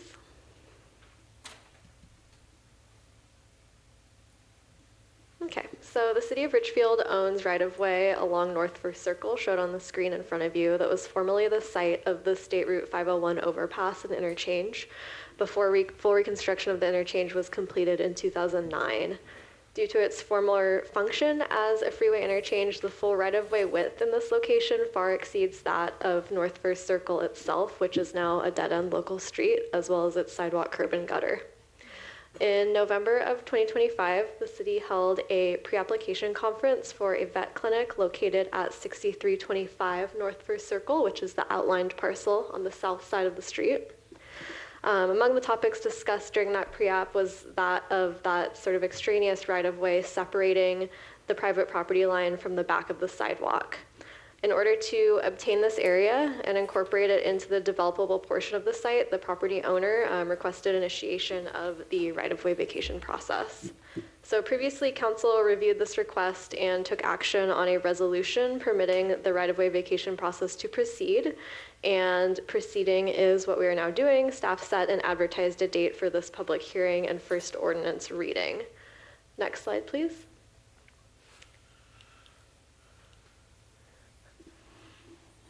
Just to illustrate the exact area of right-of-way proposed for vacation, it's 7,307 square feet.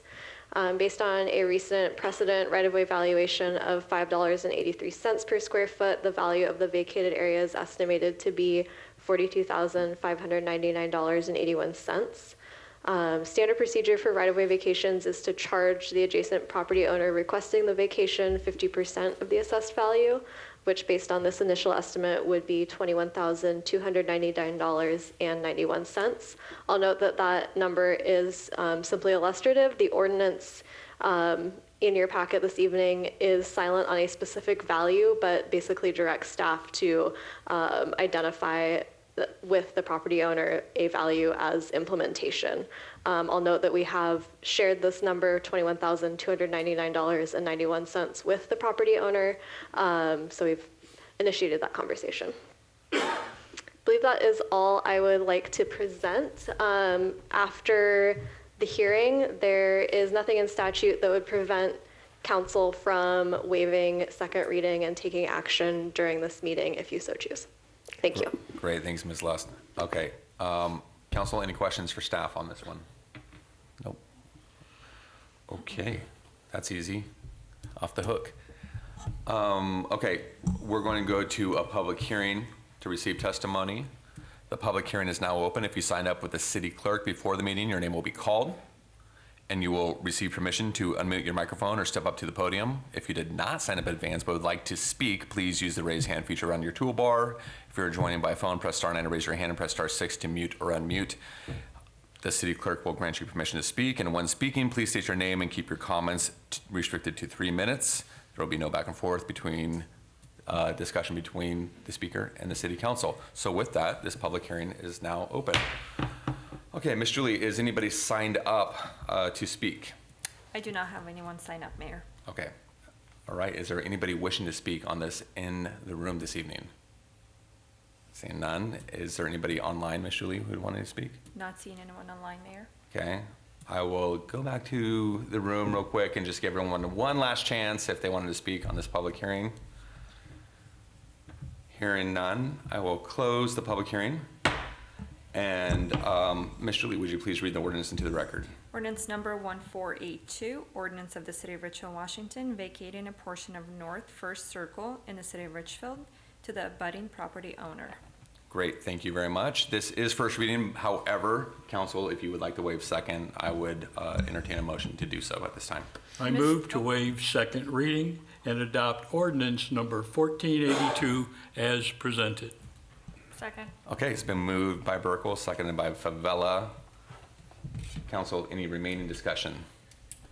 Okay, hearing none, Ms. Julie, would you please call the roll? Councilmember Davis? Aye. Councilmember Favela? Yes. Councilmember Wells? Aye. Councilmember Burkle? Yes. Councilmember Hamilton? Yes. Mayor Pro Tem Chipman? Yes. Mayor Cole? Aye, thank you, council. The motion carries, and we're all set. Okay, awesome. All right, we're going to return to public comment right now. Anybody wishing to address city council regarding items not subject to a specific public hearing may come forward to the podium at this time, or use the raise hand feature located on the toolbar at the bottom of your Zoom screen. For controls over the phone, press star 9 to raise your hand and press star 6 to mute or unmute. Please state your name and limit your comments to 3 minutes. Is there anybody in the room wishing to give public comment? Ms. Stemp, good to see you. Hi, my name is Jean Stemp, and I'm here today to bring awareness to the fact that June is Alzheimer's and Brain Awareness Month. And this is something that means a lot to me. I have family members who have suffered from this ailment. And there's a lot of misunderstanding about what Alzheimer's and dementia is. There's a lot of, just people just don't quite understand what to do with it and how to interact with people. And, just about what it is in general. And really it's not a normal part of aging. That's something a lot of people don't understand. It's not just forgetting. It's a disease. It is a disease of the brain. And it's something, and it's a progressive disease. So there are people, there's people walking around driving their cars who have this disease. It just hasn't reached a stage where it's debilitating yet. And it takes some time for that to happen. And during that time, they're visiting City Hall. They're visiting our restaurants and they're getting their hair cut and doing all of these things. And these people need our support. Their caregivers need our support. There is an organization, I don't know if you're aware of it, it's called Dementia Friends. It was started in the UK. It has now spread throughout the United States. And what they do is you get a 1-hour talk. And in that talk, you learn about Alzheimer's and dementia, what it is, how it affects people, and how to relate to people who have this. And I think, so this organization goes out and gives this 1-hour talk to, church groups and small businesses, things like that. I think it would be fabulous if the city of Ridgefield would become the first dementia-friendly city in the state of Washington, which would mean city council goes through this 1-hour talk. Everybody who works for the city, at least anybody who deals with the public, goes through this 1-hour talk and learns about this. You receive your Dementia Friends certificate, and it would be fabulous if this city would become dementia friendly. I have flyers here if anybody's interested. Thank you. Thank you very much, yeah. Is there anybody else wishing to give public comment tonight? Hi, It's Robin Knight. I just wanted to share the results of a survey that was created by Connor Webb. He's a podcaster and has a YouTube channel that focuses on living in the Pacific Northwest and mainly in Ridgefield. So he recently conducted an independent community poll about the waterfront, and 220 residents responded. The residents are deeply invested in the community. Over 77% have lived here for 5 or more years, more than half for over a decade. Over 90% said they are at least somewhat familiar with the current plans for the waterfront redevelopment. When asked what they want, the answer was consistent. 81% prioritized walking trails and nature access. 68% want kayak and canoe launch capability. They want to be on the water, not looking at it from a hotel lobby.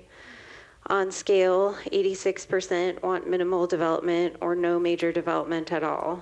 On housing, 88% do not want permanent residential units at the waterfront. On the environment, 91% are very concerned about the National Wildlife Refuge, and 94% say an environmental impact study should be absolutely mandatory.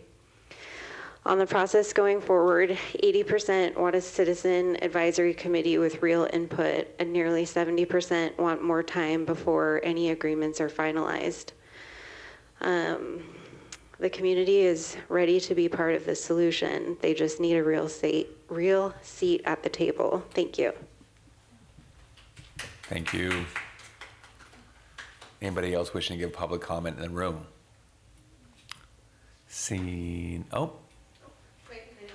almost didn't make it. I know you're almost gonna make it, but I'm not gonna talk about the waterfront, so you're gonna be surprised. So, ready, set, go. So, Shauna Fisher, I just wanted to address something I think maybe might have already been addressed tonight. I wanted to talk about the crosswalk up here at 4th. Is that the next street after this is 4th, right?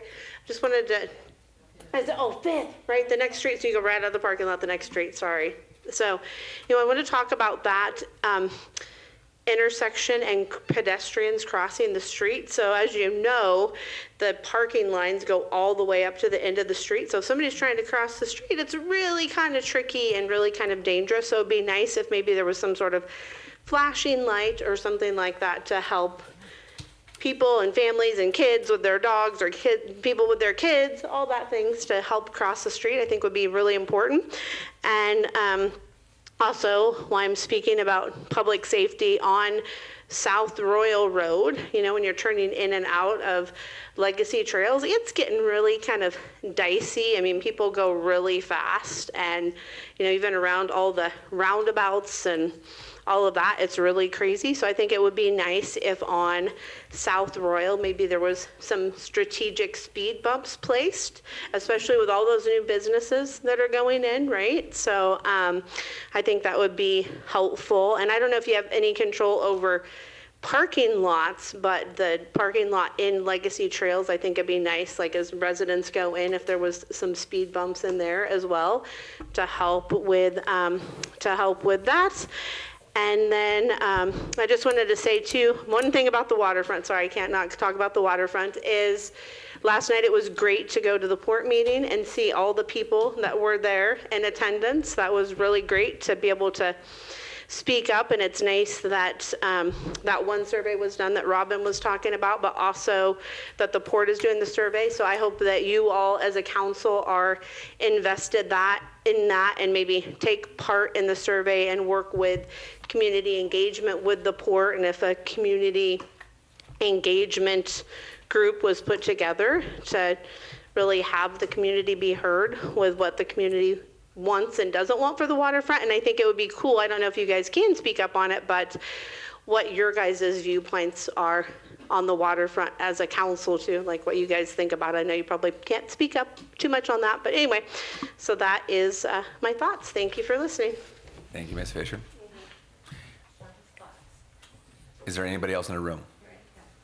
Okay, seeing none. Mr. Lee, anybody online? No one online, Mayor. Okay, we're going to close public comment for the evening and go to our council reports. I'll start. Okay, great. We'll go to Mayor Pro Tem first. Thank you. I'm going to do something different tonight. Instead of talking about myself, I'm going to talk about a couple people here. So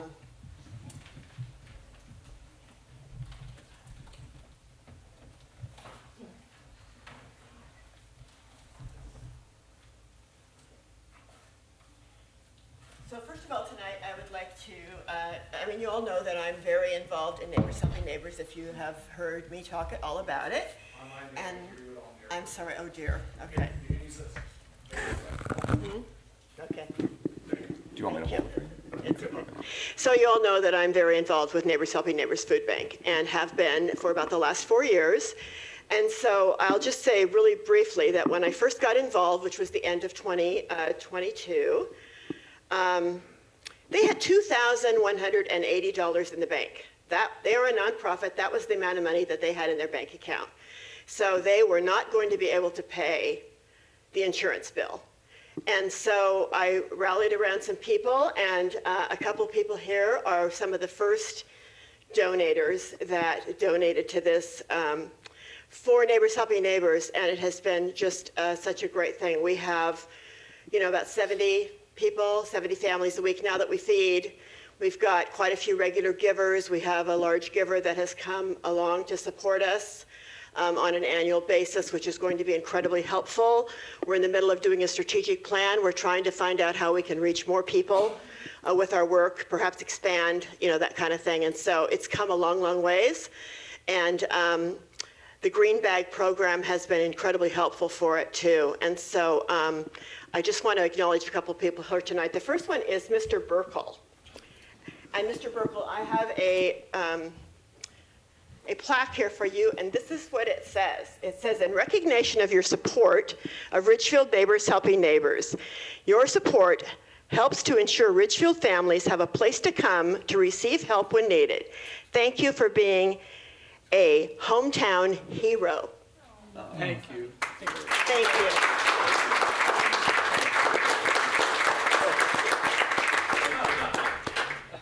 Not only does he do this, he's also one of the people in charge of the Green Bag, which is another huge job. And by the way, the woman that does the Green Bag in our community is the one who designed and put these together, so she did a fabulous job. So our second one tonight is for Matt and Kellyanna Cole. And when I asked for, and I couldn't believe it that Kellyanna walked in the door because I was trying to figure out maybe how I could get her here tonight, but I couldn't figure out a way to do it. So when I first said that we needed donators, guess who was the first person who came along and said, I'll start making monthly donations. It was Matt Cole and Mike Bomar. And Kellyanna has been right there doing work for us. She has written beautiful letters for me that I cannot write. She is an incredibly talented writer.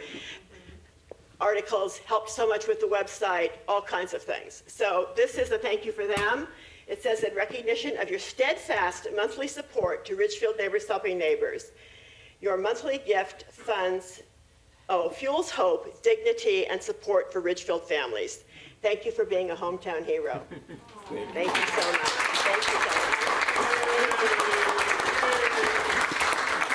Thank you.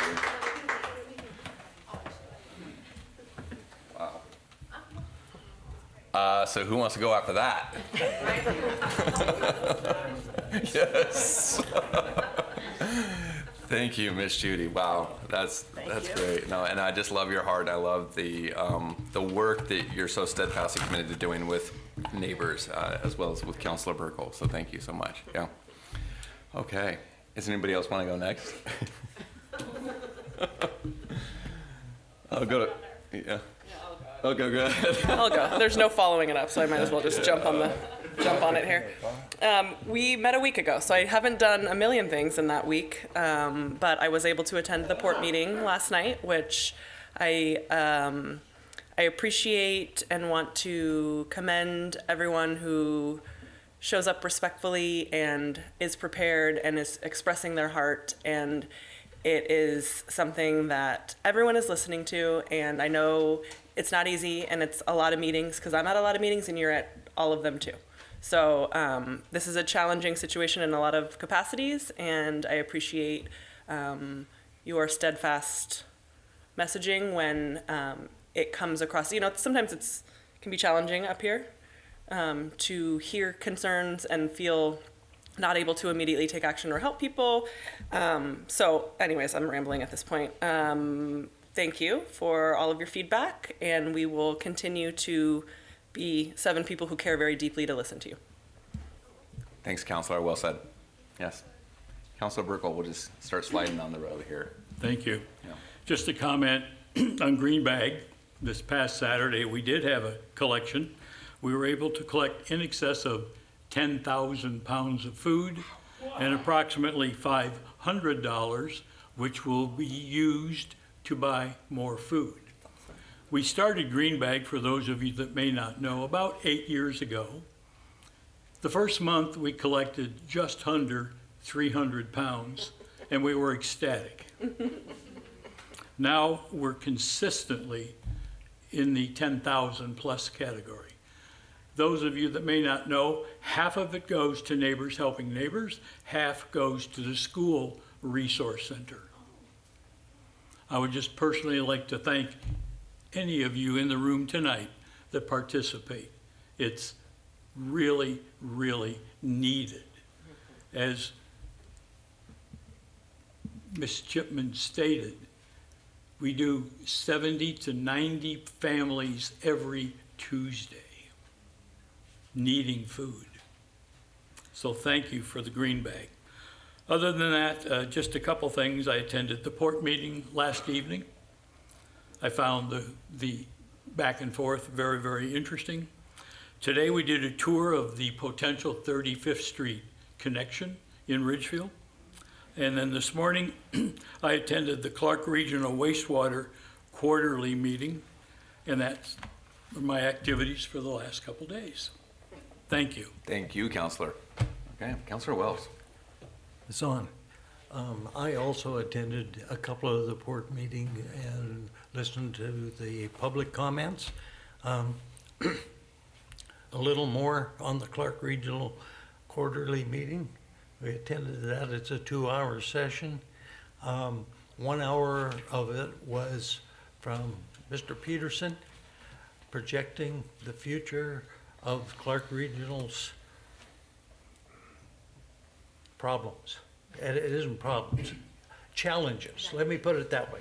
Challenges up to 2045 of what to do with the solid waste. They used to be able to get rid of it in Cowlitz County. That has ceased to happen. They're delivering to Lewis County. It's dwindling too, due to restrictions not from the state, but some of the farming activities, crops they grow. They've grown peas, so it's food source.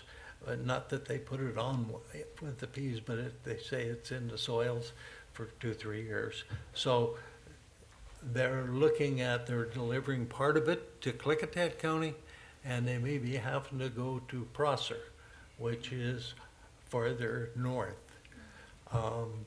They deliver 360 loads a year, so it's a load a day. Then they don't work every day. They've had to supplement it with, they have one truck, and that truck makes the deliveries. We went through, they did a really direct or complete analysis of different options. Mr. Burkle was there. It was really enlightening. The amount of work that they have put in the last year. It's in this packet. Wow. We had that packet today, and they worked out every option of going to Class A material, expanding theirs with extra, I'm going to say digesters, but it's extra silos there. And they were going to have to cut back into the hillside because those of you who've been to Clark Regional, it's right behind them, steep like this. They'll have to export the material, but it was in such depth. And through the different options, they had 4 different options. The first option, if you just kind of take it as we go right now and kind of wait and see what some of the new regulations are coming down with PFAS. Don't ask me what PFAS. PFAS is plastic residue in it. But anyway, over through 2025, it'll only be $1 to $2 a month raise. Going to the Cadillac procedure, it could be up to $15 a month raise. But their concern was that there may be regulations between now and 2045. Why upgrade to cover that base? Let's just tread water and work with the $1 to $2 rate. It isn't set in stone yet. It wasn't voted on today, but they took they read the 4 board of directors, and everybody said that we should put it around and stay at the 1 to 2 and see what time brings us. That's it. But it was a very, very interesting meeting. And so they're looking out for our benefit for our sewage costs in the future. And there's 4 people on the board: Ridgefield, Battleground, Clark County, and Clark Regional. So that was kind of the decision that was made today. Great. Thank you for the update, Councilor Wells. That's good. Okay. Councilor Favela. Thank you, Mayor.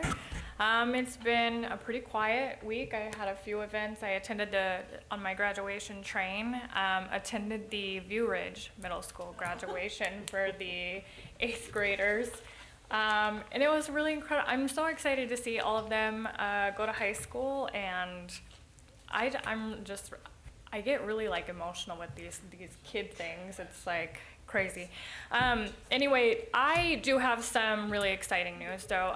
About a month ago and a half ago, the ECHO committee, ECHO is Indian Community Homelessness Organization.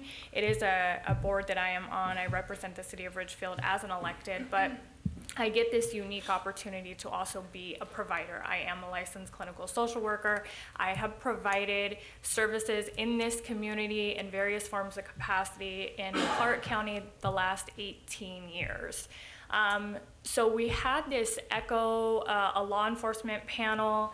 Chief Doriot was there, a lot of chiefs from other jurisdictions, and really what we got out of it is this need for and desire for our officers in all of Clark County to have a place to go where they are able to connect with service providers and organizations to help bridge a systematic gap between the people that they're serving and that other people are serving, but we're not talking to one another. So we created this subcommittee with other electeds, and it's difficult to talk to people about how things work when they really have no idea how things work. So I kind of took on my own path, and I went to the Crisis Collaborative today. It's the adult regional crisis collaborative where all the managed care organizations are there. Those are the insurance companies for Medicaid. The other behavioral health providers, substance use providers are at the table. I got on the agenda and I talked about this law enforcement idea, and I had so many people saying, yes, we're gonna do it. Carolyn, one of our Medicaid entities, that does the crisis services for Clark County, said, you know what, we might actually be interested in taking this on, and so that ECHO doesn't have to do it. So we're going to continue conversations. I am really pumped about this. This has been a huge gap in the community for a really long time, and to be at the table as a provider, but also as this elected, to say, hey, this is a gap in the system that we need to figure this out, and to have other people come along and champion that, not for the most critical need adults in the community, but also the families that they have waiting for them back at home. So I'm very excited about this, and more to come. That's it. All right, good update, thank you. All right, Councilor Davis. Thank you. Yeah, slower week for me. I guess earlier in the week, I had a couple of meetings related to C-Tran. I sit on the C-Tran board representing Ridgefield Center, Yakult Battleground, Washougal, and Camas. So I had a meeting with our CEO over there at C-Tran, and I'm on also separately, obviously, on the CEO evaluation committee. And so that was, some work from earlier this week.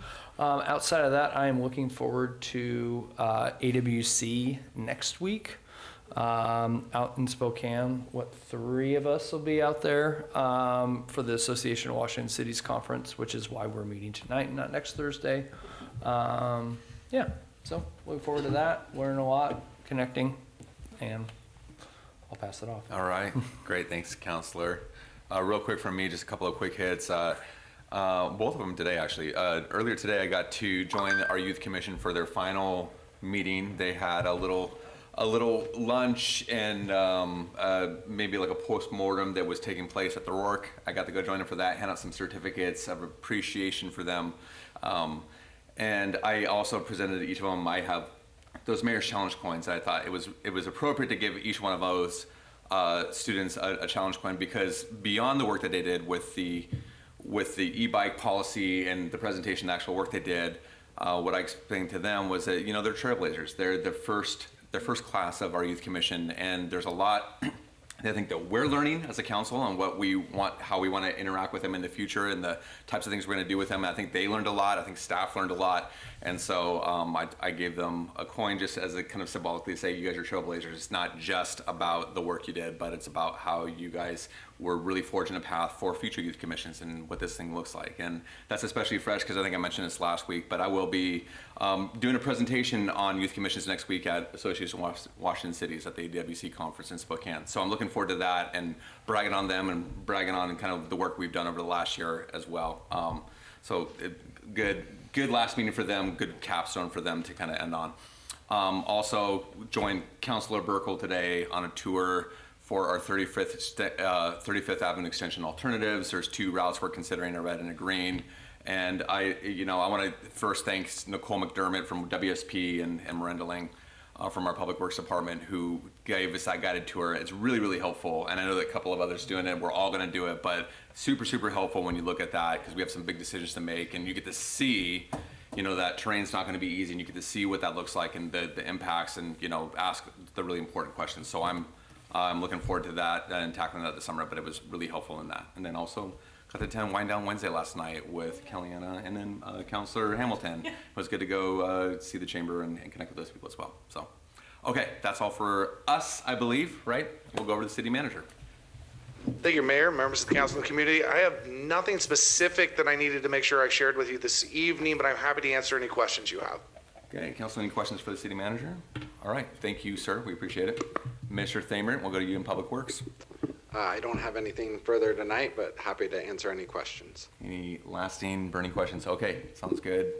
Mr. Johnson in City Finance. Thank you, Mr. Mayor. I just have one item. We do have our audit exit conference tentatively scheduled for Monday, June 29th. We have one more item to kind of button up with them. So we have not sent out the invite yet to council. We need to button up this item first. It'll probably be coming out after Wednesday, because we do have a follow-up meeting on Wednesday afternoon with the Governmental Accounting Standards Board, with myself, our consultant CPA, and the auditor's office to go over that item. Once we've done that, we should be able to send out the invite. I know some of you are at a conference next week, so I just wanted to let you know that this is coming. We will be sending out the invite. Please respond both to Julie and myself. I know Julie will be on vacation for part of that time. That way we can make sure that we're noticing this if need be, but also getting back to the auditor, who will be attending the exit conference as well.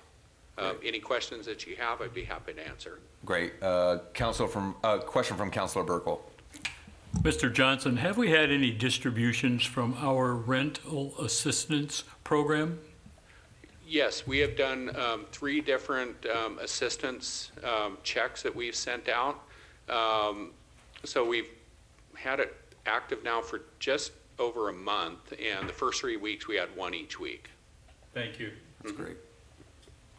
Other questions for Mr. Johnson? Okay, great. Thank you very much. We'll go to our city attorney, Ms. Parker. No report this evening. I'm happy to help. Okay, great. And we'll go to Ms. Any questions for City Attorney? Okay, Ms. Les, we'll go to you next. Nothing for me either, Mayor. Thank you. All right, thank you very much. And then lastly, we have Chief Dorey. I have nothing, Mr. Mayor. Happy to answer any questions. Any questions for the chief? Okay, thank you, everybody. Thank you for attending tonight. Thank you, staff. Thank you, council. With that, this meeting is adjourned. Whoa.